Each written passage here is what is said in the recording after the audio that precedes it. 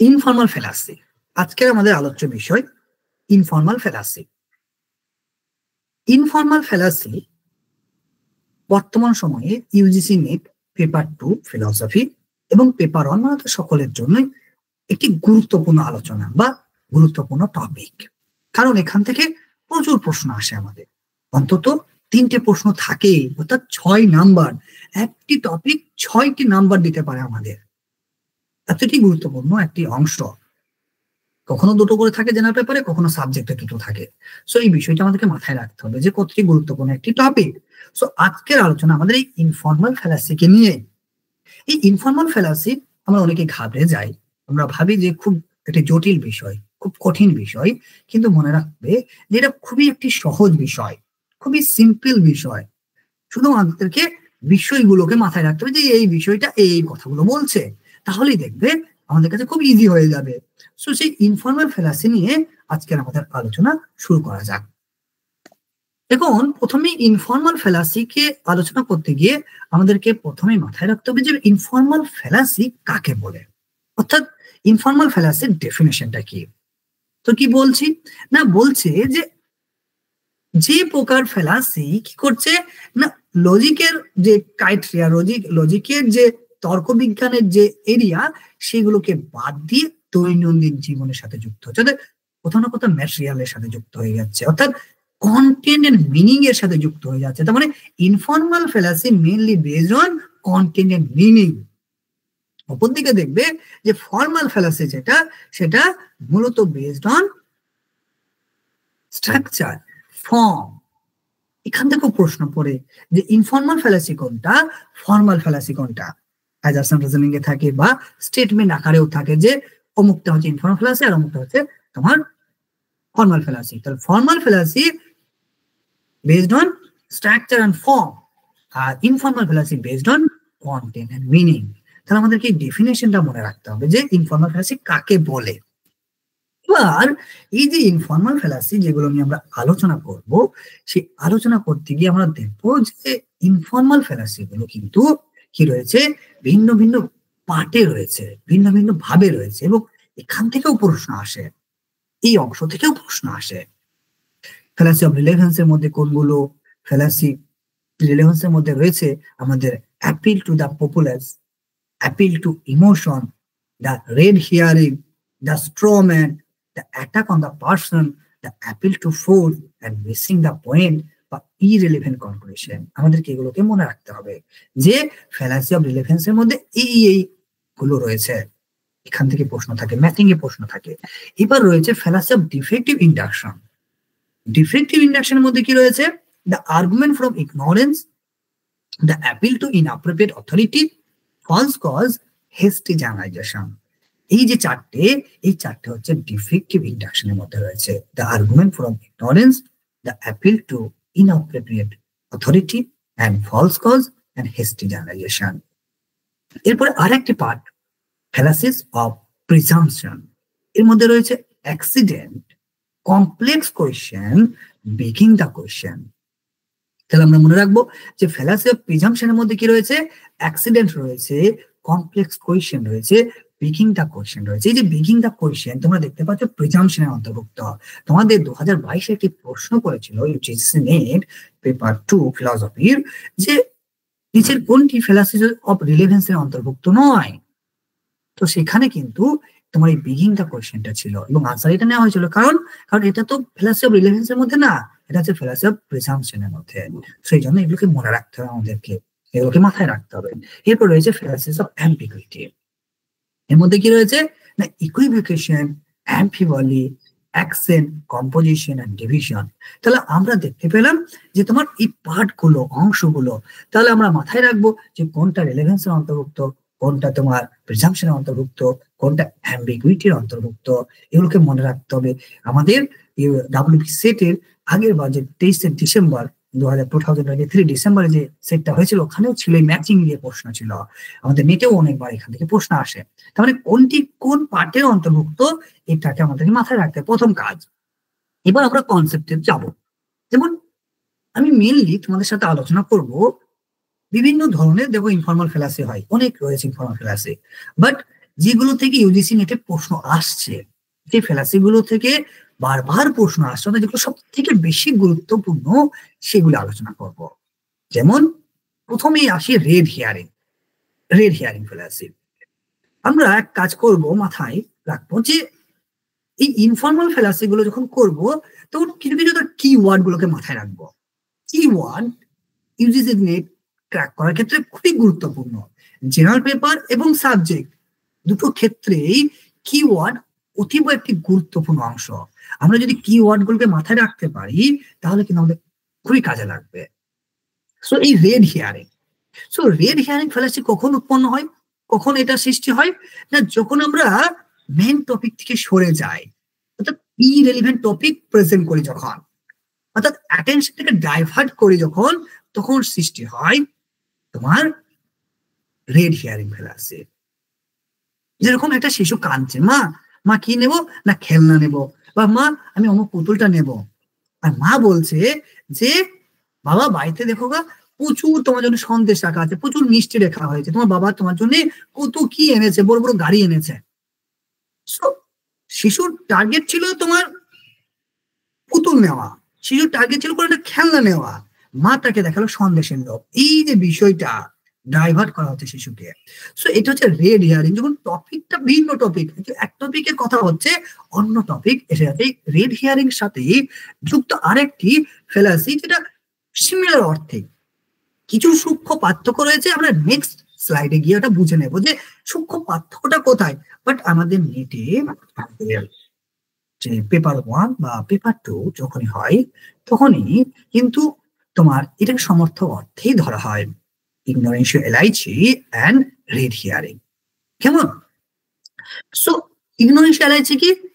অপ্রাসঙ্গিক সিদ্ধান্ত, irrelevant conclusion, অর্থাৎ কনক্লুশন থেকে ইরিলেভেন্ট, অর্থাৎ যে বিষয় নিয়ে আলোচনা হচ্ছিল, যেখানে টপিক ছিল সেখানে সরে গিয়ে আমরা ভিন্ন সিদ্ধান্তে পৌঁছে গেলাম।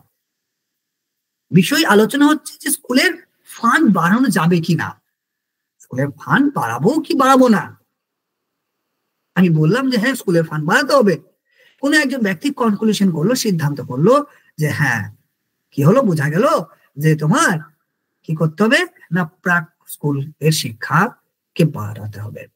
মানে উনি যে কথাটি বলছেন অপ্রাসঙ্গিক না, মানে প্রয়োজনীয়, মানে তোমার কি বলবো, কথাটি ঠিক, বাট এই প্রসঙ্গে অপ্রাসঙ্গিক, এই ক্ষেত্রে অপ্রাসঙ্গিক, কারণ বিষয়টা আলোচনা হচ্ছে স্কুলের ফান্ড নিয়ে, আর ও বলছে প্রাক স্কুল নিয়ে। এই যে বিষয়টা হলো, দুটো ভিন্ন অ্যাসপেক্ট হয়ে গেল।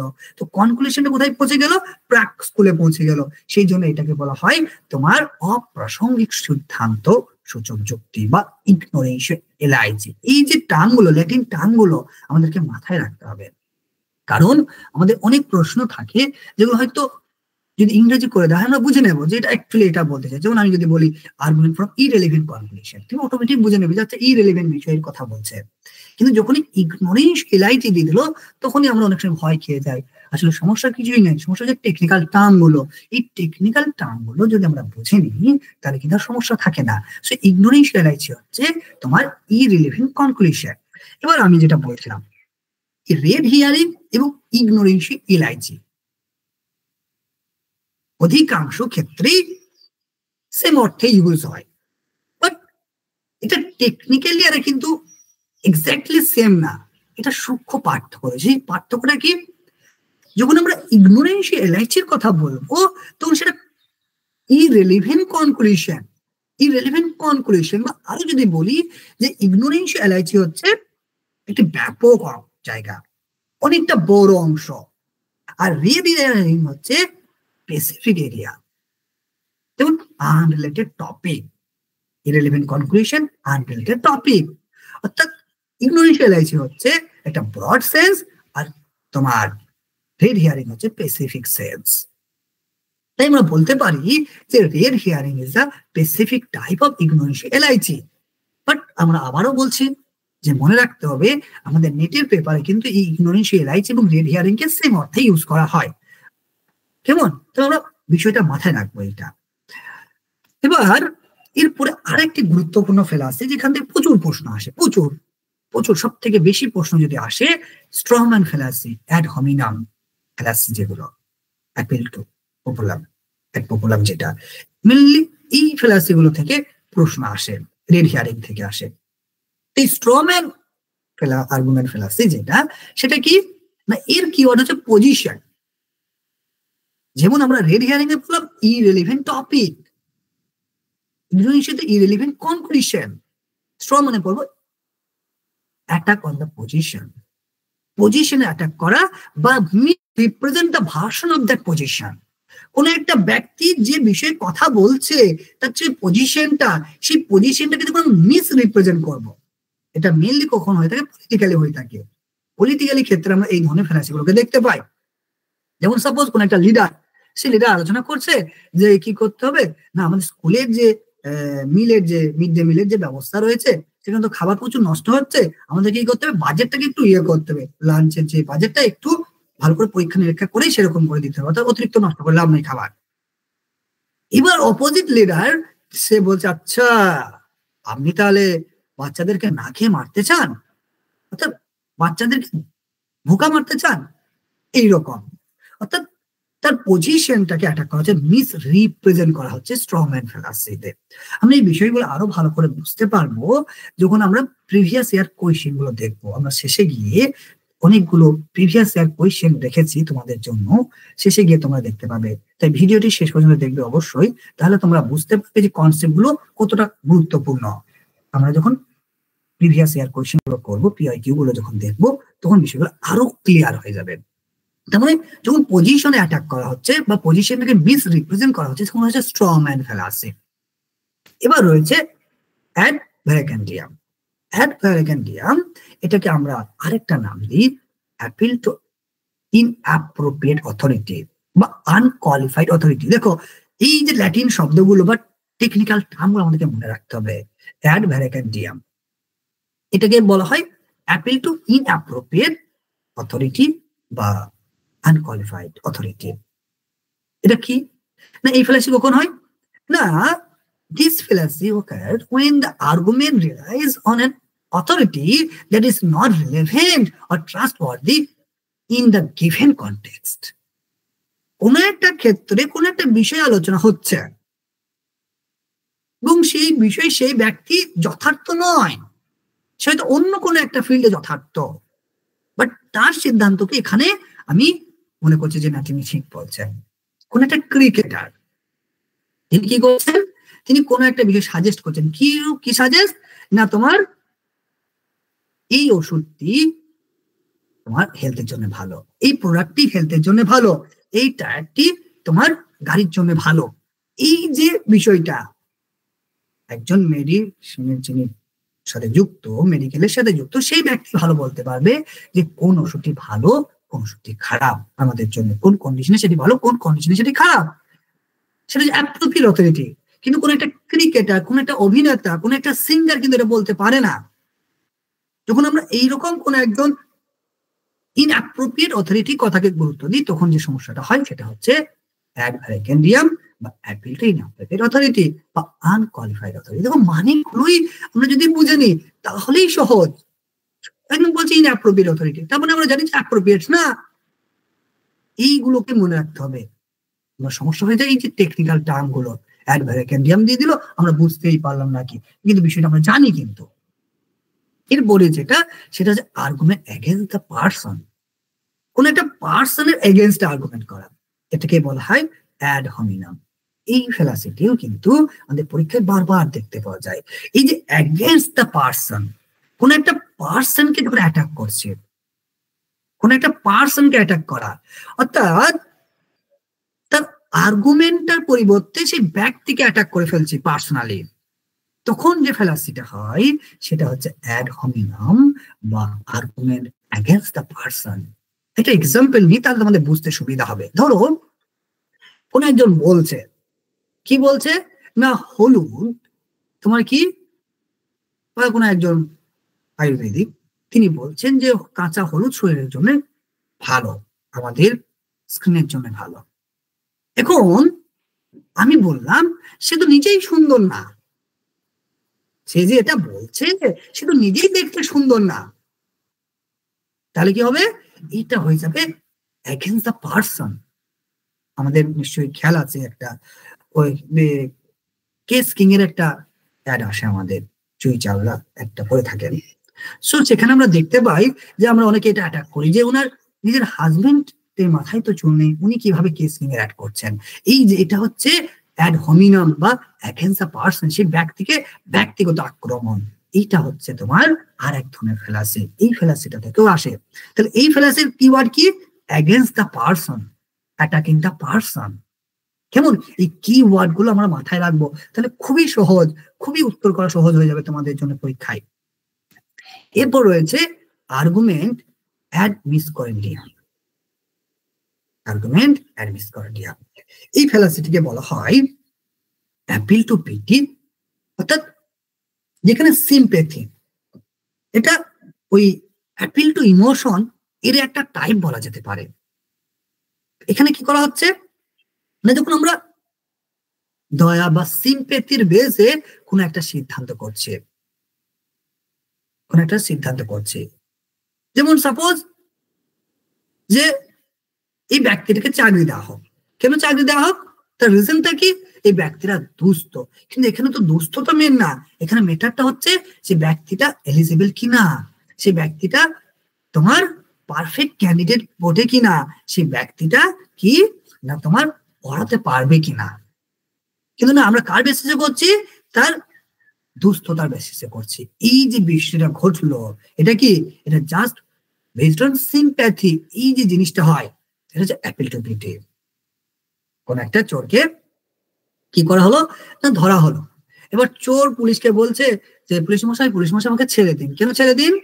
কারণ কি হয়েছে না, আমার বাড়িতে আমার স্ত্রী সন্তান আছে যারা কিন্তু দুরারোগ্য আক্রান্ত। এই যে ইমোশন, সিম্প্যাথি, এর ভিত্তিতে কি করা হচ্ছে না, সে তার ছাড় চাইছে। এই যে জিনিসগুলো ঘটছে, এটা হচ্ছে মিসকরেন্ডিয়াম বা অ্যাপিল টু পিটি বা সিম্প্যাথি। আমরা আরো বুঝতে পারবো যখন প্রশ্নগুলো সলভ করব। এরপর রয়েছে আর্গুমেন্ট অ্যাড ফ্রম ইমোশন বা অ্যাড পপুলাম। এখান থেকে অধিক প্রশ্ন আসে। এই রিসেন্ট যেটা আগের বার নেট হলো, সেখানেও এখান থেকে একটা প্রশ্ন এসেছে। আমরা এই যে পপুলাম, পপুলাম থেকে আমার মাথায় রাখবো পপুলেশন। আমরা যেদিকে দেখবো দল ভারী সেদিকে আমাদের হ্যাঁ, যেদিকে আমরা দল ভারী সেদিকে হ্যাঁ হয়ে যায়। অর্থাৎ আমি একটা উদাহরণ দিতে বুঝতে পারি ফেলাসিটা কিরকম।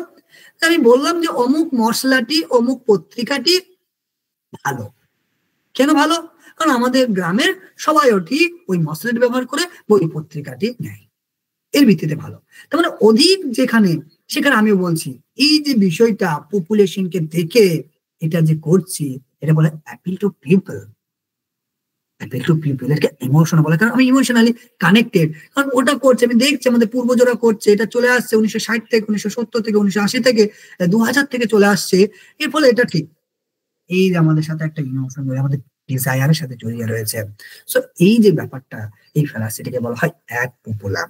তার মানে পপুলেশন যেদিকে দল দেখবো যে অধিক বলছে, যেখানে যে ফেলাসিতে বলা হবে যে এটা ভালো কেন, এটা খারাপ কেন, কারণ এটা অধিকেই পছন্দ করে না, এটা অধিকেই ভালো বলে না, এটা অতজন ব্যক্তি ভালো বলেছে, এখানে অমুক পার্সেন্টেজ ব্যক্তি ভালো বলেছেন, 70% লোক এটাকে ভালো বলেন, সেই জন্য এটি ভালো, 80% লোক এটা ইউজ করেন এই জন্য ভালো। এই যে শব্দগুলো থাকবে, যেখানে দেখবে একটা অধিকের কথা বলা হচ্ছে, ম্যাক্সিমাম নাম্বারের কথা বলা হচ্ছে, তখনই বুঝে নেবে যে এটা পপুলার।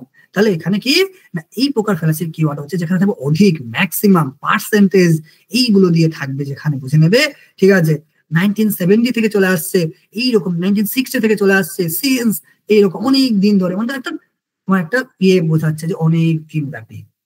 এটা হচ্ছে এক পপুলার, এর কিওয়ার্ড হচ্ছে এগুলো। কেমন? তারপরে আরেকটি ফেলাসি হচ্ছে ইকুইভোকেশন। এখান থেকেও প্রচুর প্রশ্ন আসে। ইকুইভোকেশন, ইকুইভোকেশন হচ্ছে ডাবল মিনিং, অর্থাৎ দুটি অর্থ। কোন একটি শব্দ যখন আমরা ব্যবহার করছি এবং সেখানে যদি দুটো অর্থ হয়ে যায়, কোন একটি শব্দ যখন আমরা ব্যবহার করি এবং সেখানে যদি দুটি অর্থ হয়ে যায়, তাহলে সেখানে যে ফেলাসিটা ঘটে সেটা হচ্ছে ইকুইভোকেশন ফেলাসি। কিরকম?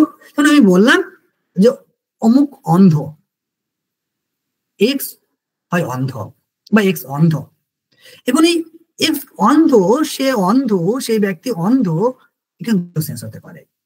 একটা হচ্ছে সে ব্যক্তি চোখে দেখতে পায় না, আর একটা হচ্ছে সে ব্যক্তি কিন্তু কুসংস্কারগ্রস্ত। তাহলে কুসংস্কার এর অন্তর্ভুক্ত বা কুসংস্কারগ্রস্ত এরকম ব্যক্তি হতে পারে, বা অন্ধ ব্যক্তি হতে পারে। আমার কথাটার মধ্যে ডাবল মিনিং রয়েছে। So if an argument confuse, যে আর্গুমেন্টের মাধ্যম দিয়ে আমরা কনফিউজ হয়ে যাই, confuse the several meaning of a word or phrase. আমরা কোন একটা আর্গুমেন্টের ওয়ার্ড বা তার ফ্রেজ যদি কনফিউজ হয়ে যায়, কেন কনফিউজ হবো? যদি তার সেভারাল মিনিং থাকে, সেভারাল মিনিং দিয়ে কনফিউজ হয়ে যায়, সেখানে যে ঘটনাটি ঘটে সেটা হচ্ছে ইকুইভোকেশন ফ্যালাসি। এবার এখানে কি হতে পারে? অ্যাক্সিডেন্টলি, ইচ্ছাকৃত ভাবে হতে পারে, আবার তোমার ভুল ক্রমে হতে পারে, ডেলিবারেটলি অর অ্যাক্সিডেন্টলি। কেমন? এরকম হলে মাথায় রাখবে যে এটা হচ্ছে ইকুইভোকেশন, যেখানে সেভারাল মিনিং থাকবে। মাথায় রাখবে সেভারাল মিনিং হচ্ছে কিওয়ার্ড, ইকুইভোকেশনের কিওয়ার্ড হচ্ছে সেভারাল মিনিং, একের বেশি অর্থ থাকবে, মোর দ্যান ওয়ান মিনিং থাকবে। এইগুলো হচ্ছে কিওয়ার্ড, কিওয়ার্ড গুলো মাথায় রাখবে, তাহলে সহজ, খুবই ইজি কিন্তু এই টপিক গুলো। এবার রয়েছে আর্গুমেন্ট ফ্রম ফলস কজ। এই যে আর্গুমেন্ট ফ্রম ফলস কজ, এটা মোটামুটি আমরা সবাই জানি। আমরা জানি মানে দেখবে আমরা ক্লাস 12 লেভেলে একটা করেছি কাকতালীয় দোষ। কাকতালীয় দোষ কি? কাকতালীয় দোষ না, তালটি পড়ার পরে পরেই তোমার রাজা মৃত্যু হলো, ঠিক আছে? তালটি পড়লো, রাজার মৃত্যু হলো। এই যে বললাম কথাটি, রাজার মৃত্যুর কারণ কি? তালটি পড়া। বা আমি বলতে পারি কাকটি উড়ে যাওয়ার পরেই তালটি মাটিতে পড়লো, অতএব কাকে উড়ে যাওয়া, তালটি পড়ার কারণ। এই যে বিষয়গুলো আমরা যদি ইয়ে করি, তাহলে কি হবে না, তোমার এই ধরনের ফ্যালাসি গুলো বলবো কাকতালীয় হয়ে গেছে হঠাৎ করে জিনিসটা। কোনো ঘটনা যেটা প্রকৃত কারণ নয়, কিন্তু সেটাকে আমরা কারণ বলে মনে করছে। এখানে যে ফ্যালাসি ঘটে সেটা ফলস কজ, সেটা প্রকৃত কারণ না। ওকে, সো এই আর্গুমেন্ট ফ্রম ফলস কজ এর ল্যাটিন শব্দটা কি? ফ্যালাসি অফ নন কজা বা প্রো কজা, বা ফ্যালাসি অফ প্রো হক বা ইগো প্রপার্টার হক। এই যে টার্মগুলো, এই ল্যাটিন শব্দগুলো মনে রাখতে হবে, তাহলে ইজি। আমরা সেই ছোট থেকে করে আসছে কাকতালীয় দোষ, কিন্তু যখনই আমাদের পড়ে পড়েছে ফ্যালাসি অফ নন কজা বা প্রো কজা, তখন আমি বুঝতে পারছি না এটা কি বটে, কিন্তু আমি জানি। বা ফ্যালাসি অফ প্রো হক ইগো প্রপার্টার হক আমি আর বুঝতে পারছি না, কিন্তু আমি জানি, কিন্তু ক্লাস 12 থেকেই জানি যে কাকতালীয় দোষ কোনটা। সেই জন্য মনে রাখবে যে আর্গুমেন্ট ফ্রম ফলস কজ কখন, যেখানে যেটা কারণ নয় কিন্তু সেটাকে আমরা কারণ বলে মনে করি, এটা হচ্ছে আর্গুমেন্ট ফ্রম ফলস কজ। কেমন? এরপরে রয়েছে পিটিটিও প্রিন্সিপল। এই শব্দটাও তোমরা শুনেছো, যখন দেখবে চার ভাগরা যখন খণ্ডন মানে অনুমানের খণ্ডন করছেন, তখন তারা বলছেন যে অনুমান কি পিটিটিও প্রিন্সিপল দোষে দুষ্ট চার ন্যায়দের। সো এটার সঙ্গে তোমরা পরিচিত কিন্তু, বা এটাকে আমরা বলি সার্কুলার আর্গুমেন্ট। কিরকম? আসলে যখন যুক্তি বাক্যটি তোমার সিদ্ধান্ত, আবার সিদ্ধান্তটি যুক্তি বাক্য, অর্থাৎ যেটাকে প্রমাণ করব, যেটা দিয়ে প্রমাণ করবো, সেটা যদি সেম থিংস হয়ে যায়। কখনো যেটা প্রমাণ করতে চাইছি সেটার পেছনে যেটা যুক্তি ইউজ করছি, আবার ওই যুক্তিটা প্রমাণ করতে গিয়ে তোমার সেই সিদ্ধান্তকে উপস্থাপন করছে। কেমন? তার মানে একটা চক্রক দোষ। চক্রক দোষ যেমন আমি বললাম, প্রত্যেক দেশবাসী স্বাধীনতাকামী। কেন? কারণ কি? সিদ্ধান্ত মানে রিজন কি? প্রত্যেক দেশবাসী স্বাধীনতা চায়। তাহলে এই যে প্রত্যেক দেশবাসী স্বাধীনতা কামী আর প্রত্যেক দেশবাসী স্বাধীনতা চায়, একই জিনিস তো। তাহলে যেটা দিয়ে কারণের পরের অংশটা হচ্ছে তোমার কি না যুক্তি, আর কারণ আগের বাক্য হচ্ছে সিদ্ধান্ত। তাহলে দেখো এই সিদ্ধান্তটা কি করছে না যুক্তিটাকে উপস্থাপন করছে, বা সে আবার যেটা যুক্তি সেটাই সিদ্ধান্তকে উপস্থাপন করছে। এই যে জিনিসটা বলে পিটিটিও প্রিন্সিপি, চক্র দোষ। এরপর রয়েছে অ্যাড বাক্যলাম। অ্যাড বাক্যলাম এই যে দোষটা, এটা কি? এটা হচ্ছে অ্যাপিল টু ফোর্স বা আর্গুমেন্ট অ্যাড বাক্যলাম আর অ্যাপিল টু স্টিক, কোনো কিছু জোর করে খাটানো। এটা উদাহরণ দিয়ে তাহলে বুঝতে পারবে। দেখো যে আমি বললাম কি করবে তোমরা না, তোমরা দিনে 2 ঘন্টা পড়বে আর 14 ঘন্টা ঘুমাবে, তাহলে নেট পাস করে যাবে, তাহলে নেট পাস করে যাবে। আমি এরকম একটা সিদ্ধান্ত দিলাম। এবার বলে তোমরা বলে না না স্যার এরকম তো হয় না, ঠিক আছে, এরকম তো হলে তো পাস করবো না, ফেল করবো।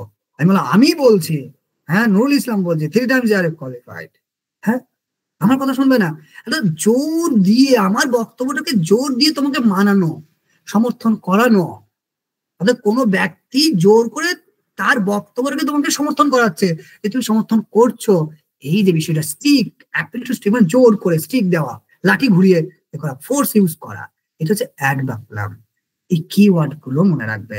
তাহলে যেখানে ফোর্স ইউজ করা হয়, যেখানে জোর দেওয়া হয়, সেটা হচ্ছে অ্যাডভার্ব। এই অ্যাডভার্ব আর কিছুই না, অ্যাপিল টু ফোর্স বা অ্যাপিল টু স্টিক, একই সেম জিনিস, শুধু আমাদেরকে ল্যাটিন টার্মগুলোকে মাথায় রাখতে হবে, তাহলে কিন্তু হয়ে যাবে।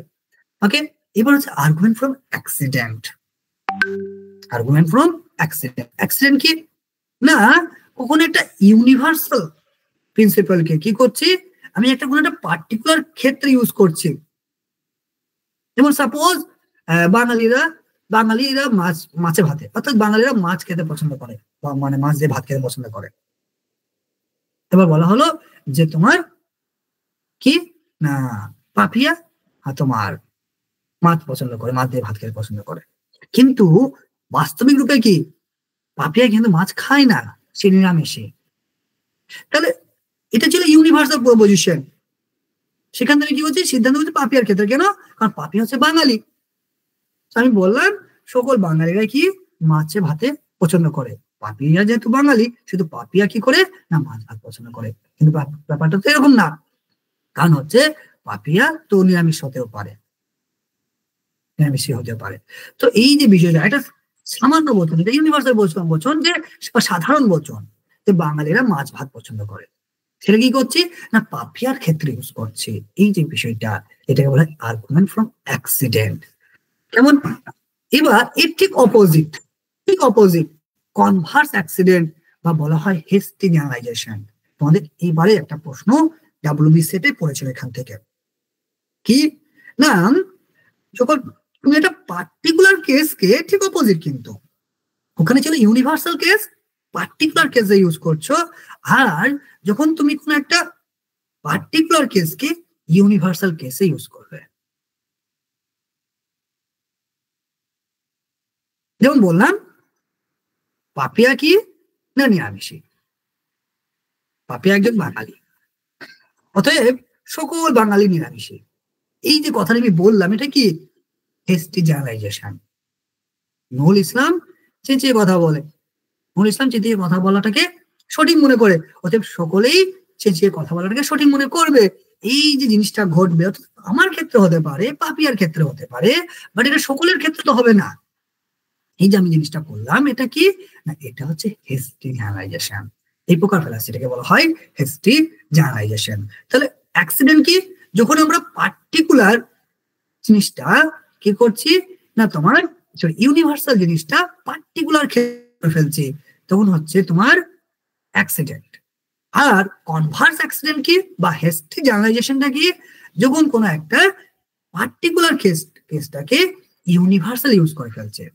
তাহলে ইউনিভার্সাল কেস পার্টিকুলার ইউজ করে ফেললাম, আর পার্টিকুলার কেস ইউনিভার্সাল ইউজ করে ফেললাম।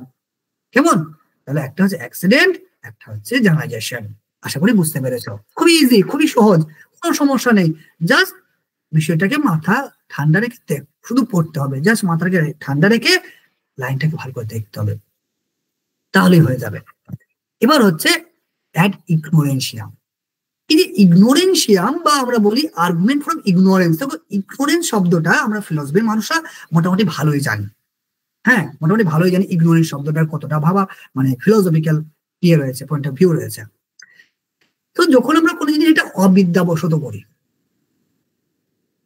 তখনই কি হয় না এই প্রকার ফেলাসি হয়, একটু ভেঙে পড়ে।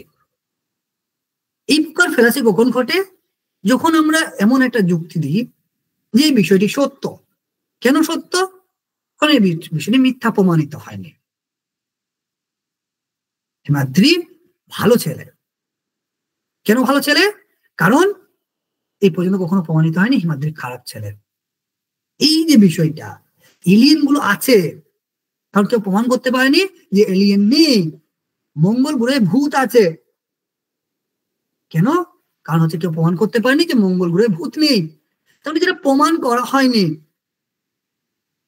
অর্থাৎ কোন একটা বিষয় সত্য, কারণ তাকে মিথ্যা প্রমাণ করা হয়নি। কোন একটা বিষয় মিথ্যা কারণ তাকে সত্য প্রমাণিত করা হয়নি। এই যে বিষয়টা আমি বলছি এটা টোটালি ইগনোরেন্সের মাধ্যমে, এটাকে বলে অ্যাড ইগনোরেন্সিয়াম।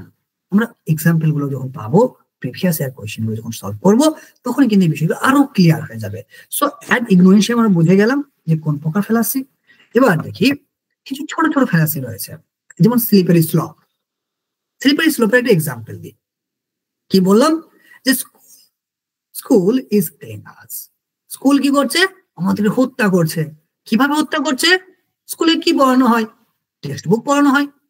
আচ্ছা, টেক্সট বুক কি দিয়ে তৈরি? পেপার দিয়ে তৈরি। আচ্ছা, পেপার কোথা থেকে তৈরি হয়? না, গাছ থেকে তৈরি হয়।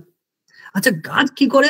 গাছ আমাদেরকে অক্সিজেন দেয়, আর অক্সিজেন যদি আমরা না পাই তাহলে কি হবে? আমরা মরে যাব। তাহলে স্কুল কি করছে? আমাদেরকে মেরে ফেলছে। এই যে বিষয়টা, তিল থেকে তাল গড়া।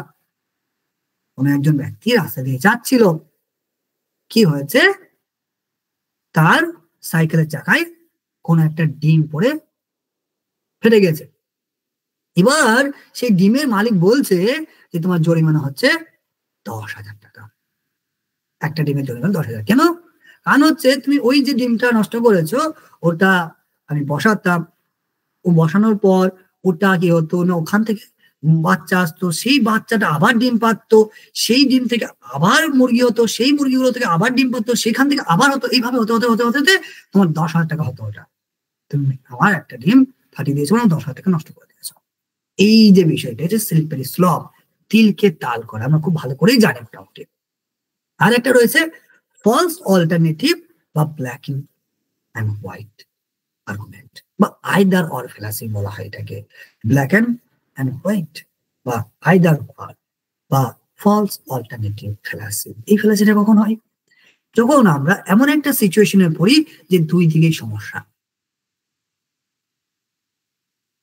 আমার বা আপনার স্ত্রী বলছে যে আমাকে কি লাগবে? 15,000 শাড়িটা লাগবে, 15,000 টাকার দামের শাড়ি, এটা আমার লাগবে, আর নাহলে আমি বাপের বাড়ি চলে যাবো।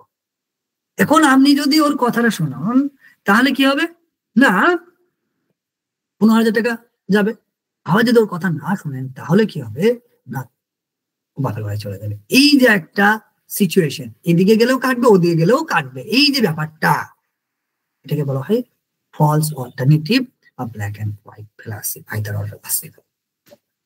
এবার আমরা যেটা বলছিলাম যে আমরা কি করব, কিছু এমসিকিউ আলোচনা করব, যেগুলো আমাদের জেনারেল পেপার বা সাবজেক্টে প্রিভিয়াস পরীক্ষাগুলোতে এসেছে। এখানে দেখো বলছে, considering the speech given by the school principal today, I would like to conclude that he is not good public speaker. একদিন আমি গিয়েছি স্কুলে, স্কুলে দেখছি যে স্কুল প্রিন্সিপাল একটা বক্তব্য রাখছে। আমি সিদ্ধান্ত করলাম যে স্কুল প্রিন্সিপাল কি করে না, গুড পাবলিক স্পিকার না। কোন একদিন হঠাৎ করে কেউ আমার ক্লাসে এসেছে, নুরুল ইসলামের ক্লাসে এসেছে, যে ক্লাস থেকে সিদ্ধান্ত করলো নুরুল ইসলাম ভালো পড়ায় না। বাট হতে পারে যে ওই স্কুল টিচার বা ওই নুরুল ইসলামের সেদিন কি না মানসিক কোনো সমস্যা রয়েছে, হয়তো মেন্টালি কোনো তার মানে সমস্যা রয়েছে, ব্যক্তিগত সমস্যা রয়েছে, ফিজিক্যালি কোনো প্রবলেম রয়েছে, কোনো একটা সমস্যা তার রয়েছে লাইফে, বা কোনো একটা কিছু হয়েছে, বা সেদিন হয়তো সে ততটা ভাবে কিনা প্রিপেয়ার না, তাই হয়তো সেদিন তার বক্তব্য বা সেদিন তার পড়াটা অতটা ভালো হয়নি, ইফেক্টিভ হয়নি। বাট এখান থেকে আমি সিদ্ধান্ত করতে পারি না যে সে ভালো স্পিকার না। তাহলে আমি কি করলাম? কোনো একটা পার্টিকুলার দিন, কোন একটা পার্টিকুলার কেস, এখান থেকে আমি কি করছি না, টোটালি কনক্লুশন করে দিচ্ছি he is not a good public speaker, he is not a good teacher. সে ভালো পড়ায় না, সে ভালো পাবলিক স্পিকার না। এটা কি হলো? পার্টিকুলার কেসকে আমি কি করলাম? আমি ইউনিভার্সালাইজ করলাম। আশা করি বুঝতে পেরেছি এটা কোন প্রকার ফ্যালাসি। হ্যাঁ, ঠিকই বলেছো, এটা হচ্ছে হেস্টি জেনারালাইজেশন ফ্যালাসি। আরেকটা প্রশ্ন দেখি, বলছে যে the Beatles were the best rock group of the 1960s since they sold more records than any other records rock band. কি বলা হলো? যে কোন একটা কোম্পানি, যার নাম হচ্ছে Beatles company, rock group, actually not company, group একটা, সে 1960 থেকে সে কি করছে না সেটা সব থেকে ভালো রক গ্রুপ, মানে বেটলেস গ্রুপ যেটা রক গ্রুপ সেটা সব থেকে ভালো। কেন না 1960 থেকে সে এত রেকর্ড করেছে আর কোনো কোম্পানি সে গ্রুপ সেটা করতে পারেনি। এই যে আমি বললাম যখন সাল উল্লেখ করে দিয়ে বলবে অমুক সাল থেকে সে করছে, অত পার্সেন্টেজ ওর আছে অমুক, তখনই কি হয়েছে এটা বলতে চাইছে যে তোমার পপুলাম, যেরকম বলি মেজরিটি, মেজরিটি বা অ্যাড পপুলাম ফ্যালাসিও বলা হয় এটাকে। কেমন? অর্থাৎ অমুক বা অতদিন ধরে করছে, অত পার্সেন্টেজ করছে, এতটা তার চাহিদা, এত রেকর্ড, এই যে বিষয়গুলো বলছি, অর্থাৎ আমি কি করছি না আমার ইমোশনের সাথে কানেক্ট করছে। এটা হচ্ছে অ্যাপিল টু মেজরিটি। আশা করি বুঝতে পেরেছ। এরপর আরেকটা দেখি, বলছে যে no one has show that aliens did not create the crop circle, so the crop circle must have been made by the alien। কি বলা হলো যে এলিয়েন কি করছে না তোমার ক্রপ সার্কেল কি করেছে না ক্রিয়েট করেছে। কেন এই কথা আমি বলবো, কারণ বলছে যে এর আগে কেউ প্রমাণ করতে পারেনি যে তারা ক্রিয়েট করেনি। আমি যে বললাম যখনই আমার বলবে কেউ প্রমাণ করতে পারেনি, কেউ প্রতিষ্ঠা করতে পারেনি, কেউ দেখাতে পারেনি, তাই এটি সত্য বা তাই এটি মিথ্যা, তখন হয়ে যাবে অ্যাপিল টু ইগনোরেন্স। দেখছো আমরা কনসেপ্ট গুলো শুধু বুঝে নিলাম, খুবই সহজ হয়ে যাচ্ছে প্রশ্নগুলো। প্রিভিয়াস ইয়ারের কোশ্চেন তোমাদের খুবই সহজ হয়ে যাচ্ছে বিষয়গুলো। কেমন? এরপর দেখো I know he is a criminal, আমি জানি যে সে criminal, but I forgive him because he is a very poor. আমি বললাম যেটা, দেখো আমি সে ক্রিমিনাল জানার পর ছেড়ে দিচ্ছি। কেন ছাড়ছি? কারণ হচ্ছে সে গরিব। এটাকে আমি কি বললাম? Appeal to pity. Appeal to pity, এই যে ফেলাস এখানে ঘটছে, কার উপর? দয়ার ভিত্তিতে, সিম্প্যাথির ভিত্তিতে, তার পুয়ার হওয়ার জন্য তাকে কি করছে আমি ছেড়ে দিচ্ছি, ক্রিমিনাল হওয়ার সত্ত্বেও। এই যে ফেলাসি ঘটলো এটা হচ্ছে তোমার অ্যাপিল টু পিটি ফেলাসি। তাহলে বুঝতে পারছো কতটা সহজ হয়ে যাচ্ছে। আমরা যে বিষয়গুলো পড়লাম সেই বিষয়গুলোই প্রশ্ন, অথচ আমরা ঘাবড়ে যেতাম যে এটা কোন প্রকার ফেলাসি, কোন প্রকার ফেলাসি। কিছুই না, খুবই সহজ, শুধু কনসেপ্ট গুলো আমাদেরকে মাথায় রাখতে হবে। তারপর দেখো বলছে no one has ever given an indubitable proof regarding the impossibility of life on planet X, therefore one can conclude that there is a life on planet X। বলছে কেউ প্রমাণ করতে পারেনি, সেই যে যখনই আমি বলছি প্রমাণ করতে পারেনি, কেউ এটা দেখাতে পারেনি, অটোমেটিক তোমাদের মাথায় চলে এসেছে যে কোন প্রকার ফেলাসি। হ্যাঁ ঠিক হয়েছো, যেটা হচ্ছে তোমার অ্যাপিল টু ইগনোরেন্স, যে অমুক প্ল্যানেট নেই এটা কেউ প্রমাণ করতে পারেনি, কাজে ওই প্ল্যানেটটি আছে। এটা হচ্ছে অ্যাপিল টু ইগনোরেন্স। কেমন? তারপর রয়েছে which informal logical fallacy is committed in the following statement: if you give him an inch he will take a mile। তুমি যদি 1 ইঞ্চি দাও 1 মাইল নিয়ে নেবে, তুমি যদি বসতে দাও সে শুয়ে পড়বে। এই যে বিষয়টা কি করছি না তিল থেকে তাল করছি, কোন একটা ছোট্ট বিষয় সেটাকে অনেক বাড়িয়ে দিচ্ছি। এই যে বিষয়টা এটাকে বলা হয় তোমার স্লিপারি স্লপ, যেটা আমরা দেখলাম। তা বুঝতে পারছো যে কতটা সহজ বিষয়গুলো। তারপরে বলছে the great cricketer Sudhir says the কি বলছে মেডিসালফা স্কপস আর গুড ফর হেলথ। মেডিসালফা সব কি না আমাদের হেলথের জন্য খুবই ভালো, অমুক কোম্পানির সাবান আমাদের হেলথের জন্য খুবই ভালো, অমুক প্রোডাক্ট আমাদের হেলথের জন্য ভালো। কে বলছে? না একজন গুড ক্রিকেটার বা গ্রেট ক্রিকেটার, তাই না? এই যে ফেলাসিটা ঘটছে এটা হচ্ছে আমাদের কি না আরেক প্রকার ইনফর্মাল ফেলাসি। এই ফেলাসিটার নাম বলো দেখি তোমরা, আশা করি পারবে, তাই না? এই ফেলাসিটা তোমাদেরকে উত্তর করতে হবে এটা কোন প্রকার ফেলাসি। যে কোন একটা ক্রিকেটার কি করছে না তোমার হেলথ সম্পর্কে সে বলছে যে অমুক সাবানটি, অমুক মেডিসিনটি, অমুক ওয়েলটি আমাদের হেলথের জন্য ভালো। একজন ক্রিকেটার বলছে, উত্তর করবে কি আছে? স্ট্রম্যান। স্ট্রম্যান দেখো ভাবো, স্ট্রম্যান কি হবে না পজিশনে অ্যাটাক করবে। ইগনোরেন্স কি করবে না ইগনোরেন্স কি করবে তোমার আমাদের অবিদ্যাবোধ, কোনো একটা জিনিস প্রমাণ করা হয়নি, প্রুফ করা হয়নি, তাই সেই প্রকার যেখান থেকে ওই যে কনসেপ্ট থেকে যে ফেলাসি হয় সেগুলো আমরা অ্যাপিল টু ইগনোরেন্স। আর স্লিপারি স্লোপ মানে এখানে তো কোনো রকম কি করা তিলকে তাল করা হচ্ছে না, তিলকে তাল করা হয়নি। একজন ক্রিকেটার বলছে হেলথ সম্পর্কে, নিশ্চয়ই বুঝে গেছো যে আনসারটা কি। হ্যাঁ, ঠিকই ভেবেছো, আনসারটা হচ্ছে অ্যাপিল টু আনকোয়ালিফাইড অথরিটি। ওকে, সো আজকের এই ছিল আমাদের আজকের আলোচনা তোমাদের জন্য। আশা করি ভালো লেগেছে তোমাদের, এবং আমাদের পরবর্তী যে ভিডিওগুলো আসবে তোমাদের জন্য, তোমরা তার জন্য রেডি থেকো এবং আমাদের এই চ্যানেলটি সাবস্ক্রাইব করে রাখো, হ্যাঁ, বেল আইকনটি দিয়ে, আর আমাদের সাথে জুড়ে থাকো। দেখবে আরো আমরা অনেক নতুন নতুন ভিডিও, নতুন নতুন ক্লাস নিয়ে আসবো, যেটা তোমাদের জন্য ইউজিসি নেট পেপার 1 এবং পেপার 2 এর জন্য খুবই গুরুত্বপূর্ণ হবে। Thank you so much.